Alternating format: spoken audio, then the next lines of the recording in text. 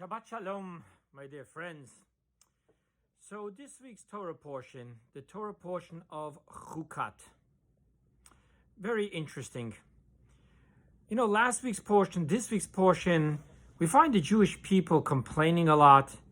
We find the Jewish people getting punished for their complaining a lot. You have this weekend itself, you have more than one incident. There's the incident with the serpents, a lot of complaining. And it's so mind-boggling because you and I are so quick to say, oh God, just show me one miracle, just one miracle, and I will be forever faithful, no more complaining. And here they were receiving miracles after miracles after miracles, and they're complaining. And the question is, why? And how does God look at this? Interesting enough, in this week's Torah portion, all of a sudden, in between the complaining, the Jewish people are singing to God a praise. Az Yashir, they're singing to God for God's miracles. So they do have gratitude. They do acknowledge the miracles. What is going on here? Now, many would say, oh, look, you see these people, such a stubborn people, always complaining, always demanding more, always fighting with Moses, never giving in so swiftly to obedience. What is going on here? I'm going to suggest something completely different.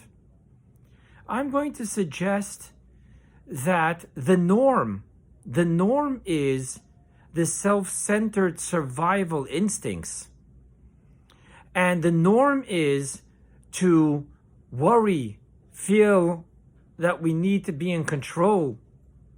The great moments of miracles is when the Jewish people experience a moment of selflessness, a moment of obedience. Hence, it's not about the times that they're complaining. Rather, it's about those beautiful moments where they can let go, a moment of reprieve. You've heard me speak in the past about addiction recovery, and many sponsors are off to tell their sponsees, don't beat yourself up for the bad moments. That was the norm. You're trying to change that. Be ever so grateful. Be ever so blessed in the beautiful moments you have.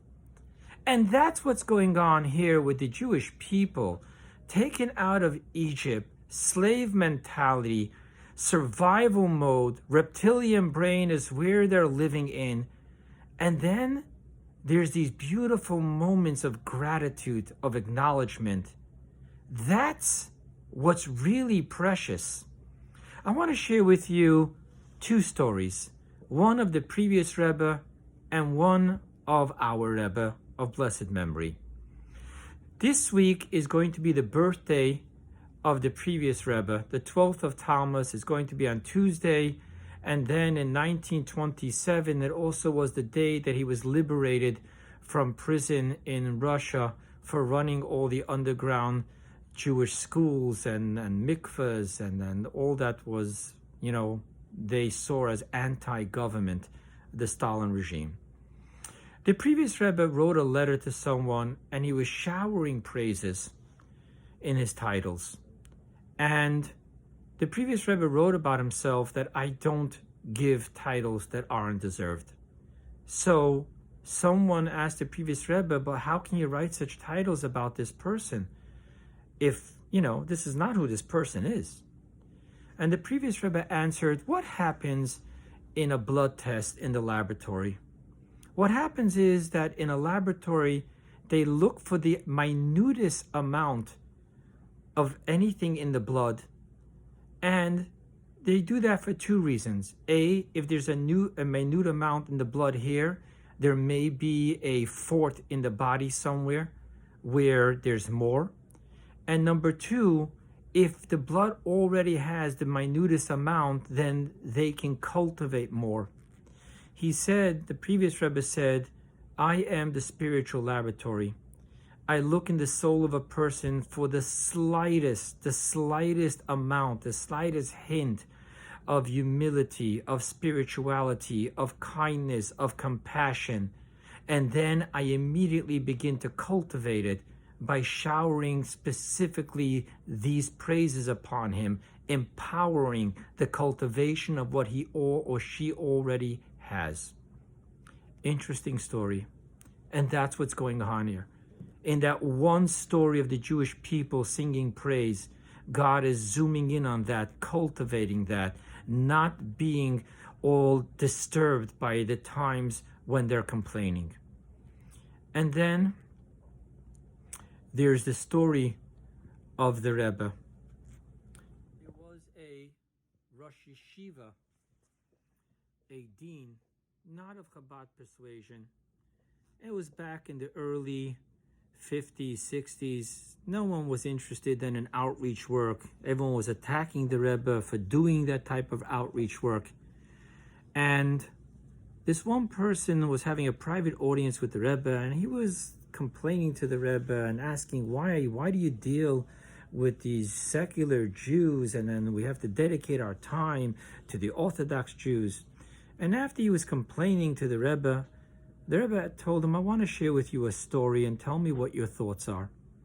And the Rebbe shares with him a story about this Jew, wakes up on Yom Kippur, hears on the radio, the Kol Nidre, the announcement that today is a Jewish major holiday, Day of Atonement. And he says, oh my God, I totally forgot. But 1 second, I remember the synagogue sent me to buy tickets. I bought tickets, and he looks in his drawer, he finds the tickets, and he says, you know what, on my way to work, I'm going to stop by. And he goes to the synagogue, and he spends there 10 minutes, and then he says, okay, that's enough, and he goes to his work. And the Rebbe asked this other rabbi, what do you think about this Jew? And the guy just went ballistic. That's exactly what I'm talking about. Who needs such a person to come to shul? He drove to shul, he sat in shul, and then after that he went to work. He didn't fast, he didn't keep any of the laws. And the Rebbe just smiled and said, do you have any idea how precious those 10 minutes are to God? It's all a question of how we look at ourselves. Do we look at ourselves and beat ourselves up for all the time that we're being human, that we're being rebellious, that we're being stubborn, narcissistic, self-centered? Or can we lie in the beautiful moments where we're able to be selfless, full of gratitude, full of humility? That's really what's going on between Moses and God. They're not angry. They're marveling. And I close with what I've shared once before.